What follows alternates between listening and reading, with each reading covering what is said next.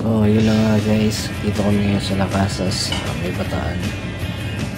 Ayan. So, papasok na kami dito sa may entrance. May hinarang kami dito. Ayan. Tinikitan kami. Kailangan ganun daw. Ayan. Sobrang ganito kalawak sa loob. Napakaganda. Sobrang laking hektarya. Natawa nga ako dito. Napakaluma lahat ng mga ano. Parang old school talaga siya. Kaso may ATM dun sa... May ATM yun dyan eh. Ayun, wala naman kami pera. So ito yung sa likod niya, malapit sa may, actually nasa dagat pala talaga. Ayan, sobrang ganda dyan, napaka lawak, napaka presko, tapos sobrang ganda ng tanawin. Sobrang mag-enjoy yun. Kung lalakarin nyo pala to, naku, nakakapagod sobra kasi kaya mga puro naka-jeep sa Kalesa nandito para maihatid kayo sa mga kanya-kanyang destinasyon kasi sobrang ano yan, daming event place talaga.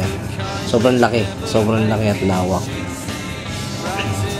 Napakaganda talaga guys, sulit. Ang alam ko, pagkakaalam at pagkakasabi yata nung ano is, ang one night is 40,000. Ano yung ano yan, ang one night niya. So dito kami ngayon sa La Trinidad. Dito kami diyan kami mamaya. So guys, habang naglilibot-libot ako niyan, ano yung picture ko niyan, napaganda kasi talaga ng tanawin. Sobra. Video, lahat. Pagkain, sarap. Wala akong masabi. Nakita ko pa nga si Rizal na buhay. Binali siya na, ng gumburusa, 3 pare. Hindi ko na tinapos guys eh. Ito, naghahanap kami ng pwestuhan namin magpahinga. Hindi kami nakapagpahinga sa taas. So, yan. Ito yung entrance ng ano namin, place namin na pagtutugtugan namin.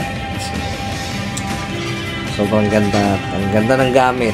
Ang sarap ng pagkain. Ganda ng place. Lahat. Goods. Ganda ng bayad. Ganda ng theater. Wala akong masabi. Goods na goods talaga. Mga high yung mga guess. High. Parang high na high, no? Siyempre, hindi magpapauli dyan. Yung the best yung idol ko. Mas maganda yung baril ko sa kanya. Thank you guys. Thank you for watching.